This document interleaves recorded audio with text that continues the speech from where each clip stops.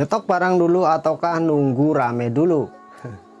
Ini adalah salah satu dilema besar yang dirasakan oleh para pemula, yang dirasakan oleh banyak sekali orang yang baru memulai usaha toko listrik. Nah, di video kali ini saya akan bahas mana yang terbaik, apakah kita harus nyetok barang dulu ataukah kita nunggu rame dulu. Yuk, jangan skip video ini dan pastikan teman-teman subscribe dan nyalakan loncengnya agar Anda tidak ketinggalan info penting tentang seputaran usaha toko listrik. Nah, betul sekali teman-teman, seringkali kita akan menjadi bingung apa yang harus kita lakukan dulu, apakah kita harus nyetok barang dulu ataukah kita menunggu toko kita menjadi ramai dulu, menunggu banyak pelanggan dulu.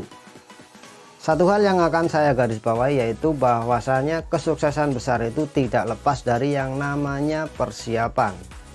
Nah, persiapan di sini yang terbaik dan kemudian juga termudah tentunya adalah kita harus menyetok barang terlebih dahulu. Karena apa? Karena usaha kita ini adalah usaha yang ada di offline, kita menjual barang-barang kebutuhan masyarakat setiap hari.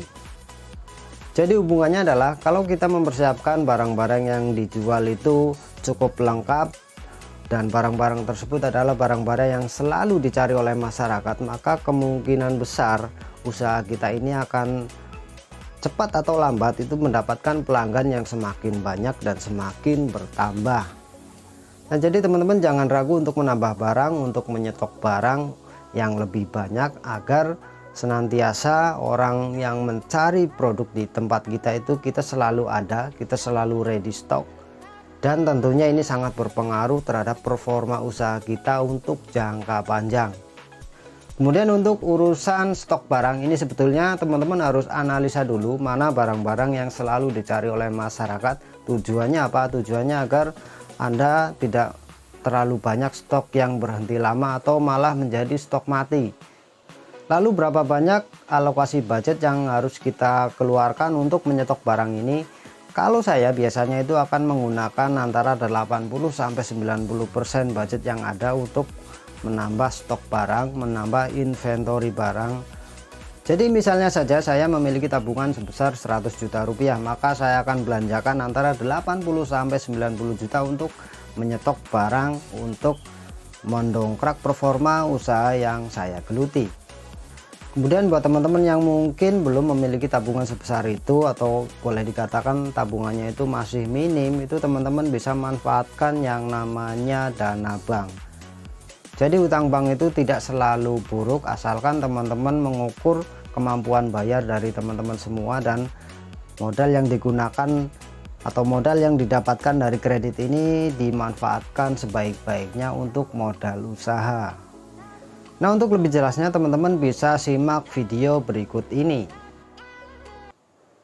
Ya, ini kita mulai dari video yang pertama. Ini adalah toko bahan bangunan atau toko besi yang letaknya di kios atau komplek pasar terminal. Nah, ini adalah stok alat listriknya, stok barang-barang listrik. Dia ini tidak pernah kurang dari 50 juta.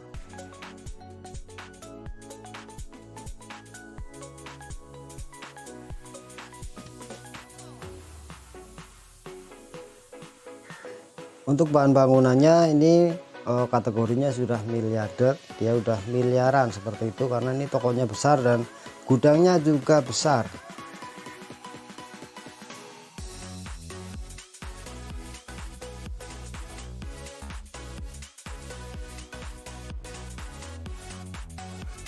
Ya, ini kita beralih ke toko lain. Ini basicnya masih toko bahan bangunan, stoknya ini adalah seperti ini. Ini kurang lebih angkanya juga masih tetap di angka sekitaran 50 juta bahkan lebih untuk kategori stok alat listrik.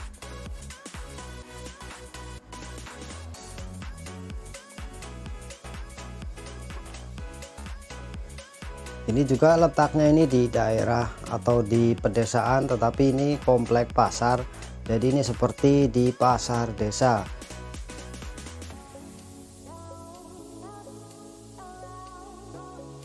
Kemudian ini adalah toko bahan bangunan, dia letaknya ada di desa tetapi tokonya cukup besar dan luas. Kemudian ini nanti kita lihat stok alat listriknya. Untuk kategori barang besi itu dia stoknya banyak sekali. Nah kemudian ini adalah stok alat listrik.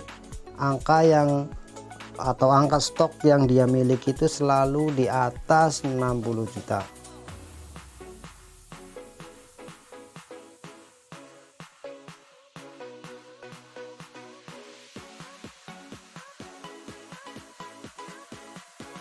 Kemudian ini adalah toko selanjutnya. Ini adalah toko alat listrik bercampur dengan elektronik dan audio mobil.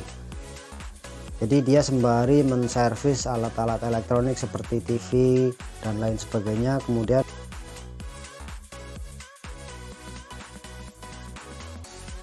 Kemudian menerima pasang audio untuk mobil.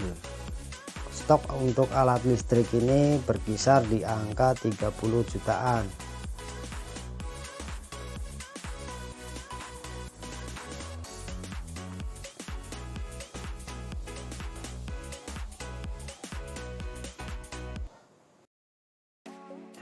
Mas, kalau duitnya habis untuk nyetok barang, untuk beli barang, nanti kalau nggak laku bagaimana?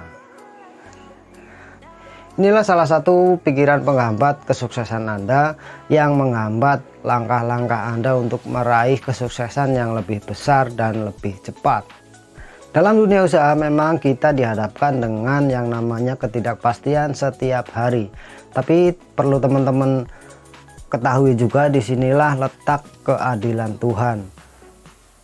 Jadi Tuhan Maha Adil, Maha tahu apa yang kita kerjakan dan apa yang kita pikirkan. Jadi Tuhan yang akan menggerakkan hati orang-orang atau para pelanggan kita untuk datang ke bisnis kita, untuk menukarkan uangnya dengan apa yang kita jual di bisnis kita. Jadi sekali lagi tugas kita adalah mempersiapkan diri yang terbaik. Kita mempersiapkan apa yang kita bisa, kemudian untuk hasil kita serahkan sepenuhnya kepada Tuhan. Dan teman-teman jangan khawatir, karena Tuhan ini Maha Adil, Maha Pemberi rezeki. Penjualan memang tidak pasti, tetapi yang pasti kita selalu diberi rezeki. Mudah-mudahan ini dapat bermanfaat dan sampai ketemu di video selanjutnya.